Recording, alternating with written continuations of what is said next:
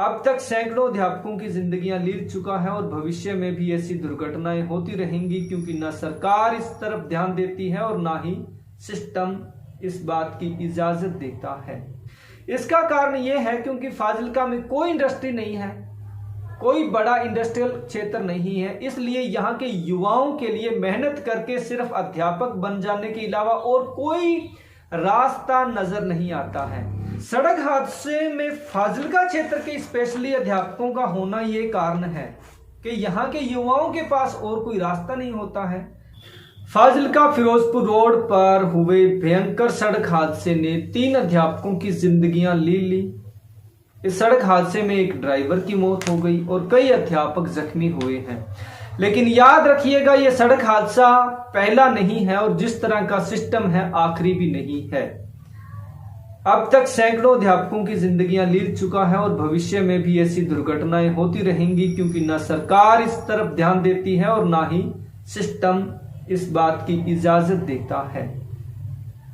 इस वीडियो में हम इस बात की भी चर्चा करेंगे कि किस तरह से सरकार की पॉलिसियां फाजिल्का क्षेत्र के लोगों को सिर्फ अध्यापक बनने पर मजबूर कर रही हैं और सैकड़ों अध्यापक अपनी जान हथेली पर रख के सैकड़ों किलोमीटर दूर पढ़ाने जाते हैं।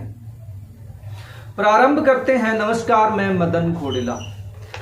दोस्तों, ये सुबह सबके लिए सामान्य थी, लेकिन 7:15 पर एक न्यूज फ्लैश होती है और पता चलता है कि फाजिल्का क्षेत्र से 13 अध्यापकों को ले जा रहा वाहन फिरोजपुर के नजदीक खाई फेमे गांव के नजदीक दुर्घटनाग्रस्त हो जाता है।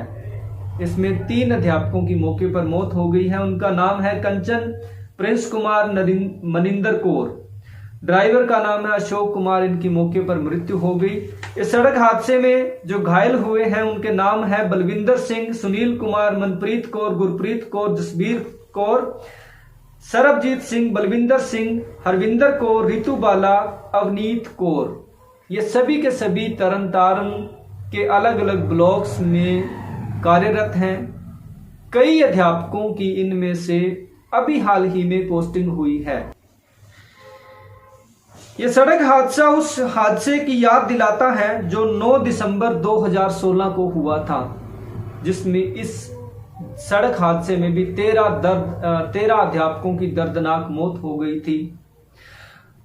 2016 के बाद में कई हादसे हुए हैं जिनमें फाजिल्का से स्पेशली अध्यापक वर्ग को अनमोल जिंदगियों से हाथ धोना पड़ा है। इन सभी की पोस्टिंग भी तरन तारण या तरन तारण से भी आगे जिलों में थी, जिनको प्रतिदिन कई सौ किलोमीटर अपना सफर तय करना पड़ता है। इस बारे में भी हम विस्तार से चर्चा करने वाले हैं।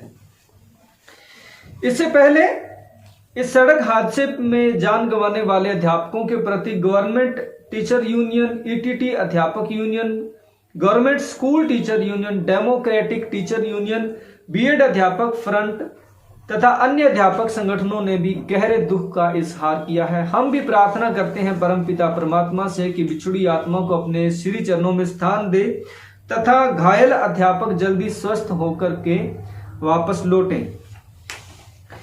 दोस्तों, अब चर्चा करते हैं कि आखिर फाजिल्का क्षेत्र से ही अध्यापक इन सड़क हादसों का शिकार क्यों होते हैं। तो इसका कारण एक बहुत ही सिंपल सा है कि फाजिल्का पूरे पंजाब में अध्यापकों की सप्लाई करता है, पूरे पंजाब के लिए अध्यापकों का इंतजाम करता है। इसका एक कारण क्या है? इसका कारण यह है क्योंकि फाजिल्का में कोई इंडस्ट्री नहीं है, कोई बड़ा इंडस्ट्रियल क्षेत्र नहीं है, इसलिए यहाँ के युवाओं के लिए मेहनत करके सिर्फ अध्यापक बन जाने के अलावा और कोई रास्ता नजर नहीं आता है। वे ईटीटी कर लेंगे, वे बीएड कर लेंगे और उसके बाद में अध्यापक बनेंगे। लेकिन अध्यापक बनने के बाद में उनके पास तरन तारण से पहले, जो कि 250 किलोमीटर पड़ता है फाजिल्का से, अबोहर से, जलालाबाद से, उनके पास नजदीक कोई स्टेशन नहीं बचता है, खास करके ईटीटी के लिए। ईटीटी के अगर एक पोस्ट फाजिल्का के नजदीक या फाजिल्का क्षेत्र में कहीं पर खाली होती है तो सैकड़ों अध्यापक ट्रांसफर करवाने के लिए लाइन में लगे होते हैं और उनकी ट्रांसफर नहीं होती है।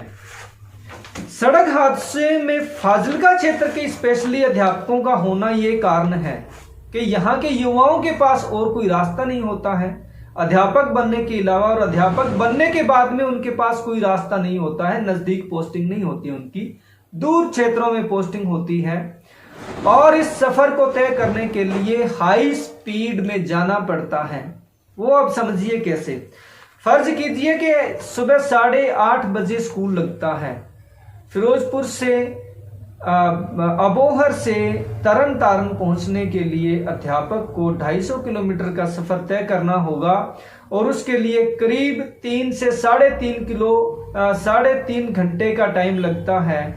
इस लिहाज से उस अध्यापक को प्रातः 5 बजे घर से निकल करके चलना होगा और टाइम पर पहुंचने के लिए कम से कम भी गाड़ी 150 की स्पीड से जाएगी तो पहुंचेगा। अब आप हिसाब लगाइए कि प्रतिदिन अध्यापकों को किस तरह से जान हथेली पर रख करके पहुंचना पड़ता है। ये हादसे स्पेशली धुंध के दिनों में होते हैं। सरकार की ऐसी पॉलिसियां है कि टाइम पर पहुंचना चाहिए। अगर आप 8:31 पर पहुंचेंगे तो हेड पूछेगा कि लेट क्यों हो गए हो। वो ये नहीं पूछेगा कि 250 किलोमीटर के सफर में कोई दिक्कत तो नहीं हो गई है। मैं सभी हेड्स की बात नहीं कर रहा हूं, लेकिन ज्यादातर अध्यापकों के साथ ऐसा होता है। 8:30 बजे पहुंचने के लिए 5 बजे घर से चलना पड़ता है। ये जो लिस्ट है जिनमें अध्यापकों की मृत्यु हुई है, इनमें कई नए अध्यापक लगे हैं और सरकार की ट्रांसफर पॉलिसी कहती है कि कम से कम आपको 3 साल तक एक पोस्ट पर प्रोबेशनल पीरियड में रहने के बाद में आपको 3 साल तक उसी स्टेशन पर स्टे करना होगा। अब तो फिर भी सरकार ने पे स्केल बढ़ा दे दिया। पहले तो पे स्केल भी 13,000 मिलता था 3 साल तक। तो जो 200 किलोमीटर दूर पढ़ाने जाएगा, कितने में? 3 साल तक सिर्फ 13,000 में पढ़ाने जाएगा। ये सरकार की पॉलिसियां हैं। 3 साल तक आप ट्रांसफर नहीं करवा सकते हो और 3 साल के बाद में भी ट्रांसफर कैसे होती है ये सबको जग जाहिर पता है। जुतियां घस जाती हैं नेताओं के पीछे आते आते, नेताओं के चक्कर लगाते लगाते, सिफारिशें करवाते करवाते, फिर भी नजदीक स्टेशन तो फिर भी नहीं मिलता है। अब आते हैं कि फाजिलका क्षेत्र के ही स्पेशली क्यों होते हैं, तो यहां के युवाओं के पास और कोई रास्ता भी नहीं है। फाजिलका के अबोहर, फाजिलका, जलालाबाद, अरनीवाला, बल्लुआना, इन क्षेत्रों को अगर लें तो यहां युवाओं के पास दे लेकर के अध्यापन का क्षेत्र ही बचता है और फिर फाजिलका क्षेत्र को पूरे पंजाब में अध्यापक सप्लाई करने का भी केंद्र माना जाता है। या इस क्षेत्र में, इन क्षेत्रों में सबसे ज्यादा बीएड कॉलेज हैं और वे ईटीटी और बीएड करने के बाद में अध्यापक बनते हैं। तो यहाँ स्थानीय पोस्टें इतनी भरी हुई है, खास करके प्राइमरी अध्यापकों की इतनी पोस्टें भरी हुई है कि एक पोस्ट पर ट्रांसफर करवाने के लिए दर्जनों अध्यापक लाइन में लगे होते हैं। 2016 के हादसे के बाद में यह सवाल उठा था कि ऐसी कुछ पॉलिसी बनाई जाए कि अध्यापकों को नजदीक लाया जाए, लेकिन टाइम पड़ा, सरकारें बदल गई, लेकिन सिस्टम वही रहा और उस हादसे को भुला दिया गया। इस हादसे को भी भुला दिया जाएगा, बहुत जल्दी भुला दिया जाएगा। किसी को कोई फर्क नहीं पड़ेगा। फिर हादसा होगा, फिर कोई दुख व्यक्त करेगा, फिर नेता घड़ियाली आंसू बहाएंगे, फिर सामान्य जिंदगी चलती जाएगी। जब तक फाजिलका क्षेत्र में अध्यापन के अलावा भी कोई युवाओं के लिए और स्कोप नहीं बनता है, तब तक ये हादसे ऐसे ही होते रहेंगे। इस हादसे में एक और चीज जो सामने आई है वो ये है कि जीटी रोड के दोनों तरफ इतना कीचड़ भी है। हो सकता है कि ये भी एक सड़क हादसे का कारण बना हो आज के, क्योंकि बारिश पड़ रही थी धुंध में। सर्दियों के मौसम में तो धुंध में विजिबिलिटी होती नहीं है, वो भी एक कारण होता है। तो ये 2-4 जो कारण थे जिस पर ध्यान देने की जरूरत है। मैं उम्मीद करता हूं कि आपको ये वीडियो पसंद आई होगी। आपका इस बारे में क्या कहना, क्या विचार है, वो हमें कमेंट बॉक्स में जरूर लिखें। नमस्कार।